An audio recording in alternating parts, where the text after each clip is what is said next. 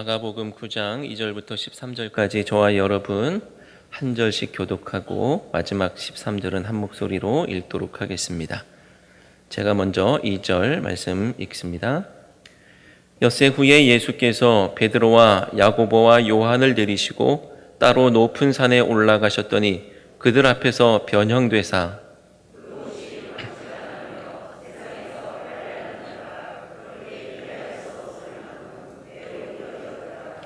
이에 엘리야가 모세와 함께 그들에게 나타나 예수와 더불어 말하거늘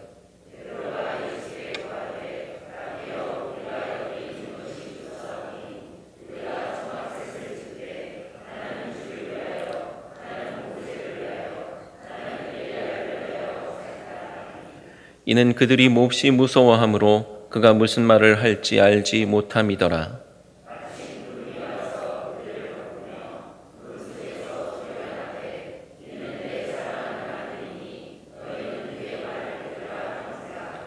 문득 둘러보니 아무도 보이지 아니하고 오직 예수와 자기들 뿐이었더라.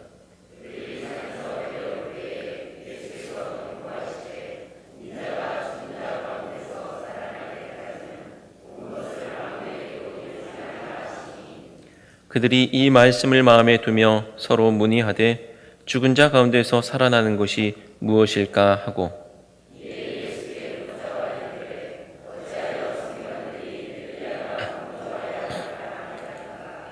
이르시되 엘리야가 과연 먼저 와서 모든 것을 회복하거니와 어찌 인자에 대하여 기록하기를 많은 고난을 받고 멸시를 당하리라 하였느냐. 너희에게 이르노니 엘리야가 왔으되 기록된 바와 같이 사람들이 함부로 대우하였느니라 하시니라. 아멘. 할렐루야. 논란의 여지가 있어서 조금 조심스럽습니다만 저는 천국에 다녀왔습니다. 그곳에는 이미 여러분들이 와 계셨고 즐겁게 교제하고 계셨어요. 하지만 충격적인 사실은 제가 아는 분들이 한 분도 그곳에 없었다는 겁니다. 먼저 가신 믿음 좋은 장로님들 또 목사님들 그곳에서 볼 수가 없었어요. 저 먼저 오신 분들이 즐겁게 식사를 하고 계셨기 때문에 저도 한쪽에 앉아서 주문을 하고 전화를 했습니다. 권사님, 저 김밥 천국에 왔는데 왜 아직 안 오세요? 라고 그렇게 전화를 했어요.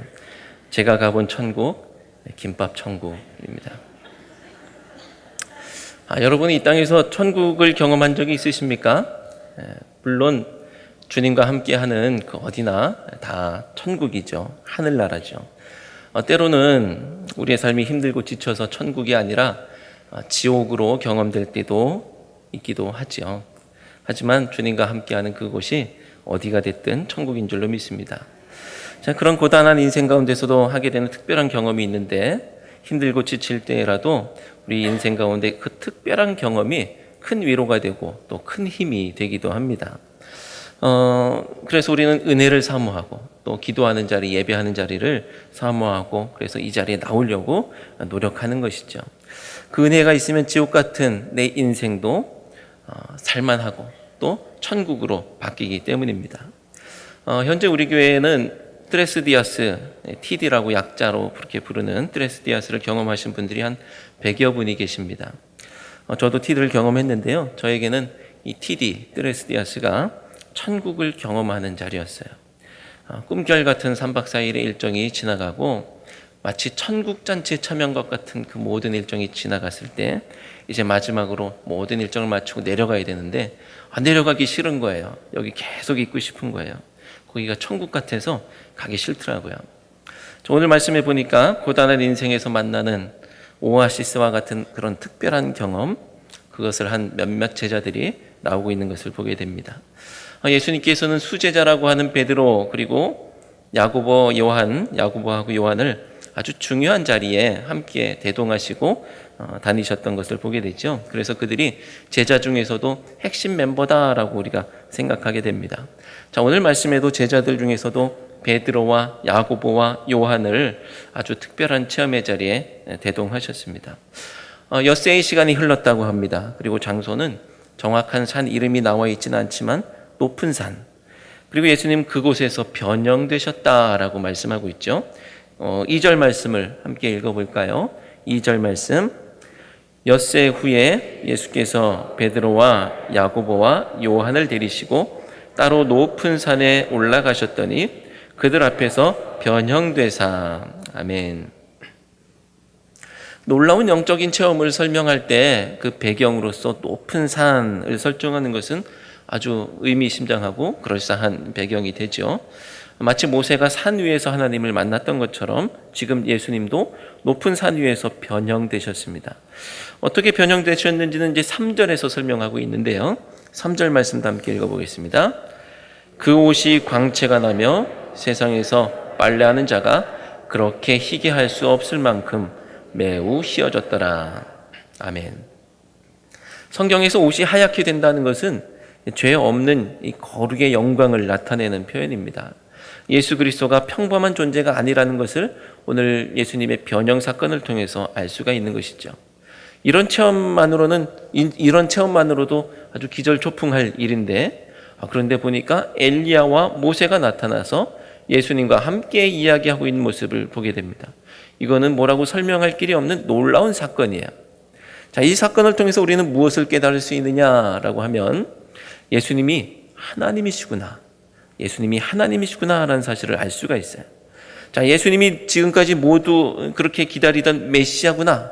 모두가 기다리던 메시아구나. 그리고 내가 이 인생을 마칠 때 만나야 될 그분, 그리고 이 세상이 힘들고 어려운데 와서 우리를 구원해 줘야 되는데 그분 바로 예수님이구나라는 사실을 알 수가 있는 것이죠.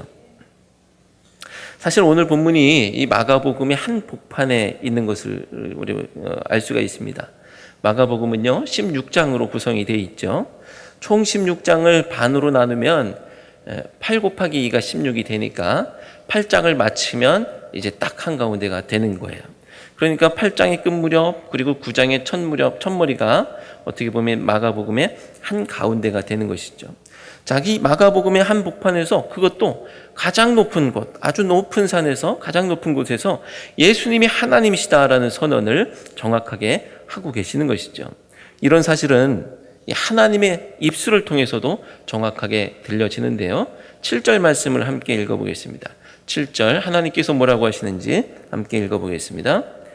마침 구름이 와서 그들을 덮으며 구름 속에서 소리가 나되 이는 내 사랑하는 아들이니 너희는 그의 말을 들으라 하는지라. 아멘. 사실 이와 비슷한 말씀은 예수님께서 세례를 받으실 때에도 동일하게 주셨던 말씀이에요. 마가복음 1장 11절 말씀에 이렇게 말씀합니다. 하늘로부터 소리가 나기를 너는 내 사랑하는 아들이라 내가 너를 기뻐하노라 하시니라. 자, 하지만 이 말씀은요 예수님을 향해서 하신 말씀, 예수님만 들으시는 말씀이었던 거예요. 하지만 오늘 말씀은 너희 곧 예수님과 함께 높은 산 위에 올라 있는 이 베드로와 야고보와 요한에게, 그리고 나아가서 이 말씀을 읽는 우리 모두에게 주시는 말씀이에요. 이는 내 사랑하는 아들이라 라고 말씀하고 있는 거예요. 마가복음 8장에서 예수님은 이런 말씀을 하셨죠. 이런 질문을 하셨어요. 나를 누구라 하느냐? 사람들이 나를 누구라 하느냐? 그렇다면 너희는 나를 누구라 하느냐? 라고 질문하셨습니다. 사람들의 대답은 세례 요한이라고도 하고요. 더러는 엘리야, 더러는 선지자 중에 하나다라고 말을 했어요. 그리고 베드로가 한 대답은 주는 그리스도 신이다라는 대답이었죠. 사람들의 대답도 맞는 것이 아니었고 베드로의 대답도 그 이후에 이어지는 이야기들 보면 예수님과 베드로가 대결하면서 혼났던 것을 보면 베드로의 대답도 맞는 대답이 아니었던 거예요. 그가 생각하고 머릿속에 그린 그리스도, 그냥 모범 답안처럼 말은 했지만 그가 꿈꾸고 생각했던 그리스도에 대한 개념이 달랐던 것이죠. 정답이 아니었습니다. 자, 그리고 오늘 변화산 사건을 통해서 예수님의 질문, 내가 누구냐라는 정체에 대해서 사람들 그리고 제자들 중에 베드로뿐 아니라 오늘 하나님께서 대답을 해주셨어요. 예수님의 정체에 대해서 하나님께서 친히 대답하셨습니다. 이는 내 사랑하는 아들이다 라는 것이죠. 오늘 말씀을 통해서 우리는 예수 그리스도의 정체, 예수님이 하나님이시다라는 사실을 알 수가 있습니다. 예수님이 하나님이시라는 것은 우리에게 우리 삶에 어떤 유익이 될까요? 우리 삶에 어떤 유익이 될까요? 예수님의 말씀, 주님의 말씀을 들을 수 있는 거예요. 여기서 듣는다는 것은 그냥 귀로 듣는다는 것이 아니고요. 주님의 말씀을 듣는다라는 것은 따른다라는 말씀이죠. 그렇기 때문에 7절에서 1장 말씀에는 없었던 하나님의 음성을 통해서 우리에게 알려주시는 말씀, 너희는 그의 말을 들으라. 너희는 그의 말을 들으라 라는 말씀을 오늘 들을 수가 있는 것입니다. 예수님이 하나님이시기 때문에 우리는 예수님의 말씀을 들을 수 그리고 따를 수 있는 것입니다. 예수님이 그냥 우리 중 하나와 같은 분이라고 한다면, 아니면 우리보다 조금 낫지만 선지자와 같은 어떤 사람과 같은 분이었다고 한다면 우리는 예수님의 말씀을 꼭 들을 필요는 없을 거예요. 그냥 나랑 비슷한 그 누군가가 하는 말이니까 그 말을 들으면 그냥 참고 정도만 할 수 있겠죠. 참고하고 내가 판단해서 타당하다 하면은 그렇게 하고, 힘들어 하면은 그렇게 안 하면 되는 것이죠. 하지만 예수님의 말씀이 진리라고 한다면 우리는 예수님의 말씀을 참고하는 것이 아니라 예수님의 말씀대로 사는 겁니다. 이제 내 뜻대로 사는 것도 아니고 세상의 가치대로 사는 것도 아니고 진리이시며 내 삶의 결론이 되시는 예수님의 말씀대로 살 수 있는 겁니다. 예수님의 말씀이 진리인지 아닌지 잘 몰랐기에 우리는 그런 때는 예수님의 말씀을 거기에 내 인생을 걸 수 있는지 내 목숨을 걸 수 있는지 잘 판단이 안 되고 분별되지 않았었지만, 예수님이 하나님이시므로 예수님의 말씀에 인생을 걸지 못할 이유가 없고 목숨을 걸지 못할 이유가 없는 겁니다. 사랑하는 성도 여러분, 여러분의 삶에 예수님이 하나님이신 것이 결론이 나셨습니까? 여러분에게 예수님이 그리스도가 맞습니까? 그렇다면 주님의 말씀을 기쁨과 즐거움으로 따르시기를 주님의 이름으로 축원드립니다. 그런데 지금 제자들은 약간은 엉뚱한 반응을 보이고 있어요. 5절 말씀에 보면요, 5절 말씀을 함께 읽겠습니다. 베드로가 예수께 고하되 라삐여, 우리가 여기 있는 것이 좋사오니 우리가 초막셋을 짓되 하나는 주를 위하여 하나는 모세를 위하여 하나는 엘리야를 위하여 하사이다 하니, 마치 제가 TD에 가서 TD가 열렸던 동산에서 내려가고 싶지 않았던 것처럼 여기 있는 것이 좋사오니, 베드로가 지금 높은 산에서 내려가고 싶지 않은 것 같습니다. 얼마나 좋았으면 그랬을까요? 종교적인 황홀경은 그런 면이 있는 것 같아요. 다른 것은 눈에 들어오지 않는 거예요. 그냥 그게 너무 좋은 거예요. 그 은혜 가운데 계속 거하고 싶은 것이죠. 어떻게 보면 마약과도 같은 매력이 있는가 봅니다. 그래서 어떤 분은 종교를 가리켜서 인민의 아편이라 이렇게 말하기도 했겠죠. 그 안에 흠뻑 빠져 있으면 도와야 하는 사람도, 도와야 하는 형제들도 눈에 보이지 않고, 사회의 부조리도 눈에 보이지 않고, 역사적인 사명도 보이지가 않습니다. 사는 게 힘들어서인지 세상과는 담을 쌓고 교회 안에만, 또 때로는 교회가 아니라도 기도원에만 가서 사는 것이죠. 은혜를 사모하는 것은 나무랄 일이 아니겠지만 다른 것에 눈을 감아버리는 것은 바람직한 일이 아니죠. 자, 그래서 예루살렘을 향한 여정 가운데서 오히려 다른 사람들은 눈을 떠서 보게 되는데, 이 눈은 감은 것 같고 앞을 보이지 못하는 것 같은 이 제자들의 모습으로 인해서 예수님께서 근심하시고 책망하시는 모습을 볼 수밖에 없는 것입니다. 하나님께서 우리로 높은 산의 경험을 하시게 하는 이유가 있겠죠. 그게 무엇일까요? 하나님께서 우리로 천국을 이 땅에서 경험하게 하시는 이유가 있을 겁니다. 그게 무엇일까요?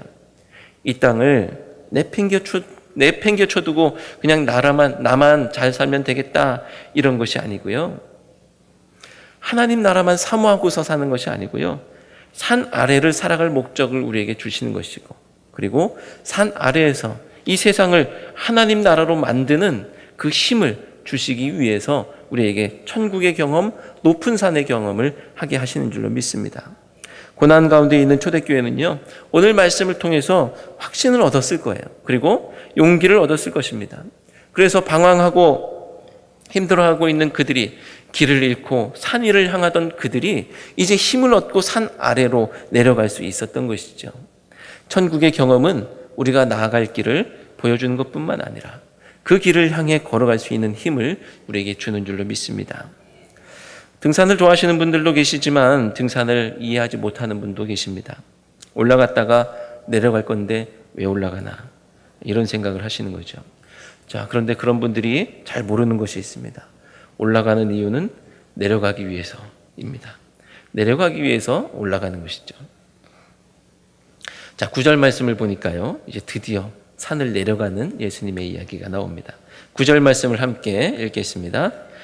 그들이 산에서 내려올 때에 예수께서 경고하시되 인자가 죽은 자 가운데서 살아날 때까지는 본 것을 아무에게도 이르지 말라 하시니. 아멘.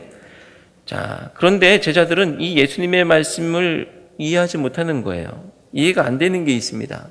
10절 말씀에 그 모습이 나오죠. 10절 말씀. 그들이 이 말씀을 마음에 두며 서로 문의하되 죽은 자 가운데서 살아나는 것이 무엇일까 하고. 아멘. 자, 아무에게도 말하지 말라는 말씀은 너무나 자주 들었기 때문에 이제 이해가 되든 안 되든 그냥 넘어가는 거예요. 말씀대로 아무에게도 말할지 안 할지는 모르겠지만 그게 별로 의아하지 않고 궁금하지 않습니다. 너무 많이 나왔어요. 대신에 이번에는 죽은 자 가운데서 살아나는 것이 무엇일까라고 궁금해하고 묻고 있습니다. 사실 이 말씀은 엿새 전에도 말씀하셨던 거예요. 그래서 그때도 예수님은 자기의 일을 아무에게도 말하지 말라고 경고하신 후에 8장 31절에서 이렇게 말씀하셨죠. 우리 31절, 8장 31절도 함께 읽어보겠습니다. 8장 31절. 인자가 많은 고난을 받고 장로들과 대제사장들과 서기관들에게 버림받아 죽임을 당하고 사흘 만에 살아나야 할 것을 비로소 그들에게 가르치시되. 아멘. 그때도 베드로는 예수님을 붙들고 항변했어요. 그 얘기를 듣고 못 들은 바가 아닙니다. 이미 들었습니다. 근데 그때는 예수님을 붙들고 베드로가 항변을 했습니다. 멱살잡이 하면서 예수님과 대결을 했어요. 그런데 지금은 그냥 비슷한, 거의 같은 얘기를 듣고도 그때 예수님께 된통 혼났기 때문인지 반응이 자극적이지가 않습니다. 그저 서로 물으면서 이게 무슨 뜻이야 하면서 궁금해할 뿐이죠. 자, 제자들은 아직 죽음과 부활에 대한 이해가 없고 거기에 대해서 무지합니다. 특히 예수님과 예수님을 따르는 자들이 겪을 고난 그리고 죽음에 대해서 이해가 없는 것 같아요. 제자의 길이 무엇인지 모르고 자기들의 생각을 가지고 예수님과 함께 길을 걷고 있을 뿐입니다. 여러분도 각자의 생각을 가지고 교회 안에서 신앙생활 하시는 경우가 많이 있죠. 하지만 이 길을 계속 걷다 보면요, 제자의 길이 무엇인지 그게 드러나야 돼요. 처음에는 동상이몽, 처음에는 이 여정을 시작할 때는 내 생각 따로 예수님 따로, 예수님 생각이 따로 그렇게 있을 수 있겠죠. 하지만 이 길을 계속 걷다 보면 제자의 길이 무엇인지, 그리고 하나님을 따른다는 것이 무엇인지 뚜렷해져야 됩니다. 예수님이 어디로 가고 계시는지, 내가 예수님과 함께 걷는다는 것이 무슨 의미인지 예수님의 말씀이 내 삶에 뚜렷하게 드러나야 되는 것이죠. 사실 오늘 말씀은 예루살렘에 이르기까지에 있는 이 세 번의 순환예고, 예수님께서 고난당하시고 십자가 지셔야 된다는 그 세 번의 순환예고 가운데 첫 번째 순환예고의 이야기 단락 가운데 있는 이야기예요. 예루살렘까지의 여정을 통해서 예수님은 참된 제자의 덕목, 그것을 제자도라고 하는데 제자도에 대해서 알려주고 계시죠. 오늘 이 단락을 통해서, 이 첫 번째 순환예고 단락을 통해서 우리에게 알려주시는 그 이야기가 무엇이냐 하면 지난 시간에도 살펴본 바와 같이 십자가와 부활입니다. 제자는 이 십자가와 부활에 대한 이해를 가지고 따라야 된다는 거예요. 다른 말로 하면 고난과 영광이라는 것이고요. 또 다른 말로 하면 산 아래와 산 위라는 겁니다. 더 깊은 이야기로 하면 십자가 없이 부활이 없으므로 우리가 자기 십자가를 지고 따라야 된다는 것이고요. 고난 없이 영광도 없으므로 예수님께서 걸으시는 고난의 길을 우리도 걸어야 한다는 이야기입니다. 자, 그런데 제자들은 지금 산 아래에서의 고난을 뒤로 한 채 산 위에 초막을 짓겠다라고 하고 있어요.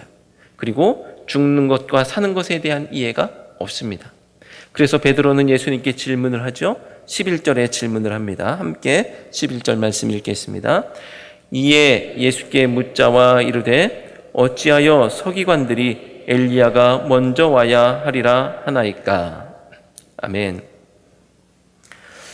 베드로는 예수님의 말씀이 마지막 때나 일어날 일이라고 생각했던 거예요. 그리고 아직 엘리야가 오지 않았는데 엘리야가 온 다음에나 마지막 때가 될 텐데 그 다음에 일어날 일을 지금 말씀하시면 무엇 하나라고 생각하고 있는 거죠.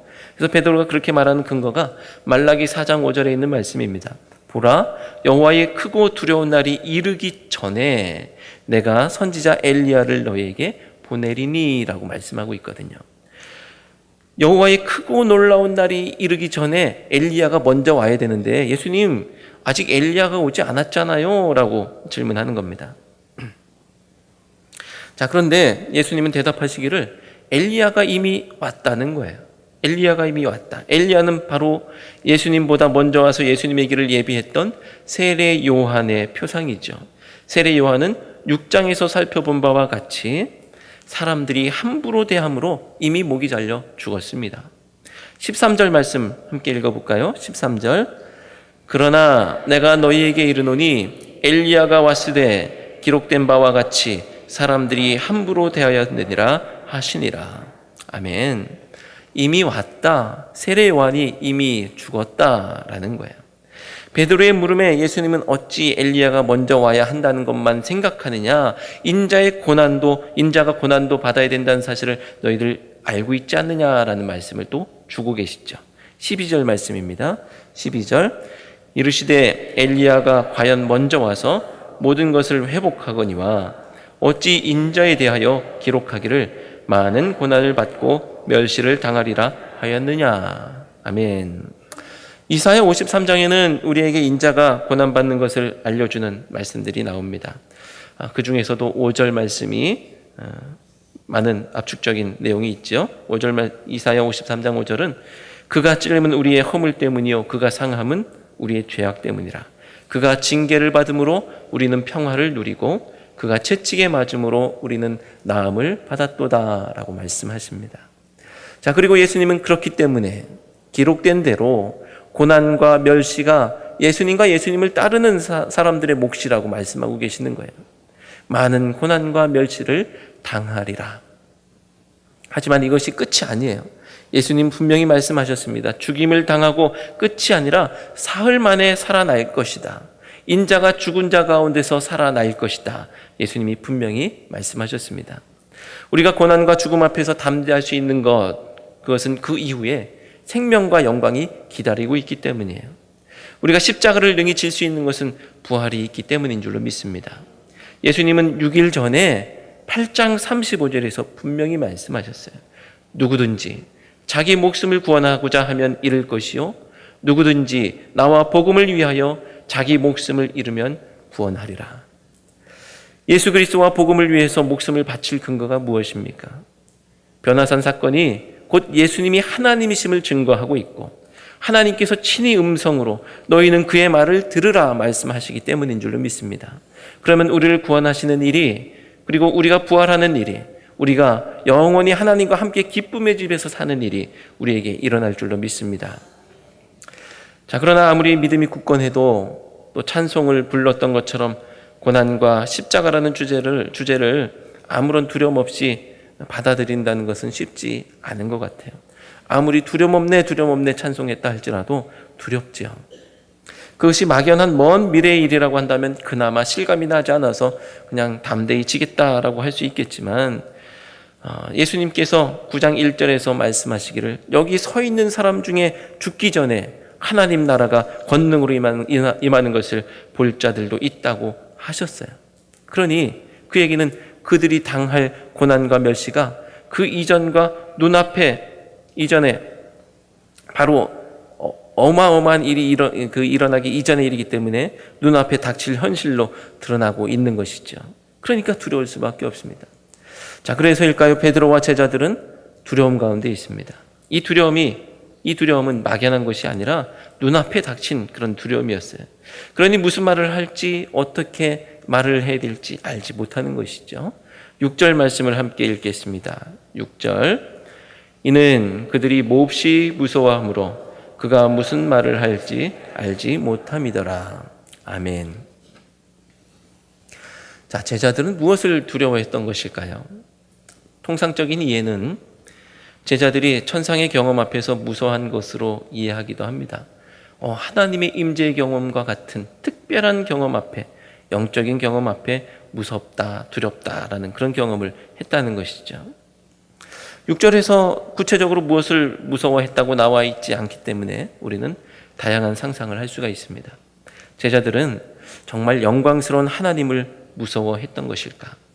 그렇다면 어서 그곳에서 빨리 도망쳐서 나가야 될 텐데, 말씀을 보니까 거기에다 초막을 짓고 살겠다고 하는 걸 보면 그 영광스러운 경험이 꼭 무서웠던 것 같지는 않아요.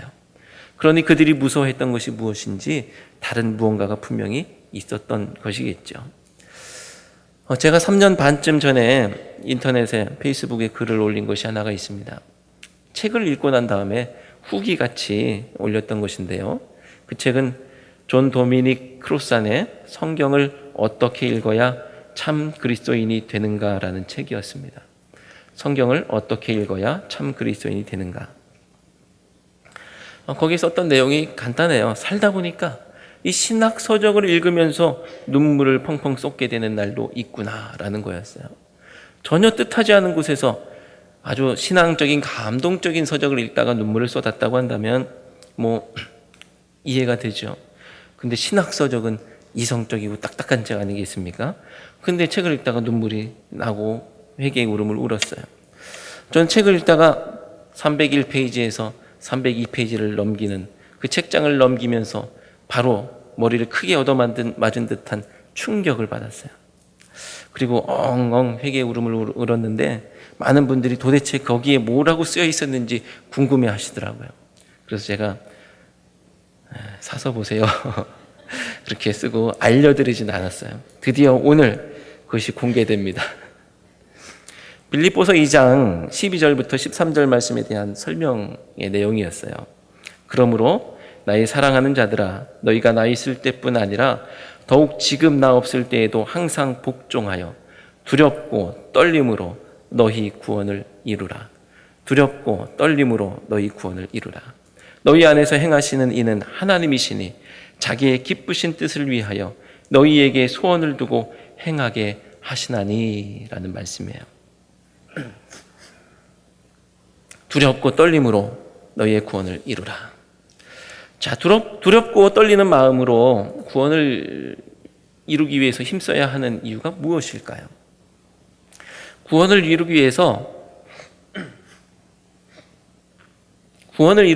왜 두렵고 떨려야 되고 그렇게 해야 되느냐라는 것이죠. 내가 나쁜 일을 하려는 것도 아닌데, 하나님께서 원하시는 그 구원을 이루고자 하는 것인데 왜 무엇이 두렵다는 말인가라는 거예요. 하나님께서 방해라도 하시려고 그럴까? 아니면 구원을 이루지 못하면 혼날까 봐? 초대교회 성도들이 두렵고 떨림으로 구원을 이루어야 했던 것은 그들이 거기에서 실패할 때, 구원을 이루지 못하게 되면, 그러니까 실패하면 하나님께서 그들을 처벌할 것이기 때문이 아니라, 그들이 하나님의 뜻대로 살아내는 것에 성공하면, 그들이 하나님의 뜻대로 살아내는 것에 성공하면 로마가 그들을 처벌할 것이기 때문이었다는 거예요. 하나님의 뜻대로 사는 것이 세상이 싫어하는 일이었다는 것입니다.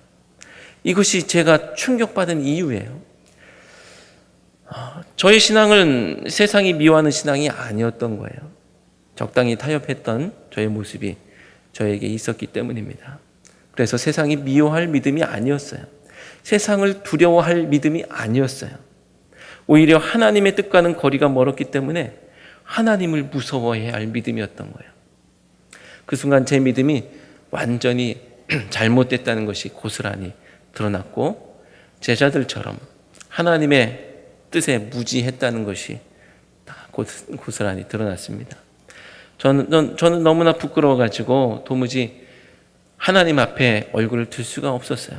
그리고 엉엉 회개의 울음을 울었죠. 제자들의 두려움의 방향은 세상을 향해 있었습니다.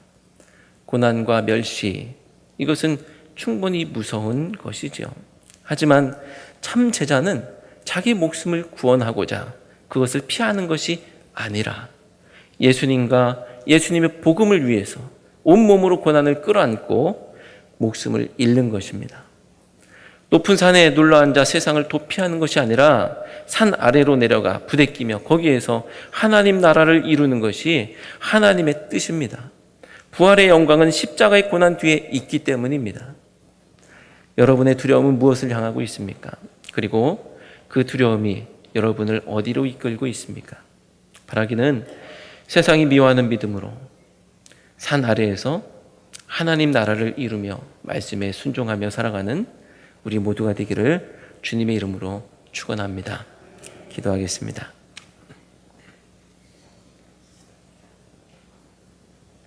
하나님, 저희 안에 예수님에 대한 고백이 혼미할 때에 하나님께서 친히 예수님이 하나님이신 것을 보여주시니 감사합니다. 음성으로 들려주신 대로 주님이 사랑하시는 아들 예수님의 말씀을 따르는 저희가 되게 하여 주옵소서. 고난 없는 영광이 없음을 고백합니다. 이 사순절에 주님의 고난을 몸으로 경험하며 부활을 꿈꾸게 하옵소서. 저희의 믿음을 돌아봅니다. 주님께 혼날까 봐 두려워하는 것이 아니라 세상이 미워할까 봐 겁나지만 그래도 그 믿음으로 세상에서 주님과 주님의 복음을 위해 그 고난을 다 받아내게 하시고 결국에는 영광의 그날에 동참하는 저희가 되게 하여 주옵소서. 예수님의 이름으로 기도드리옵나이다. 아멘.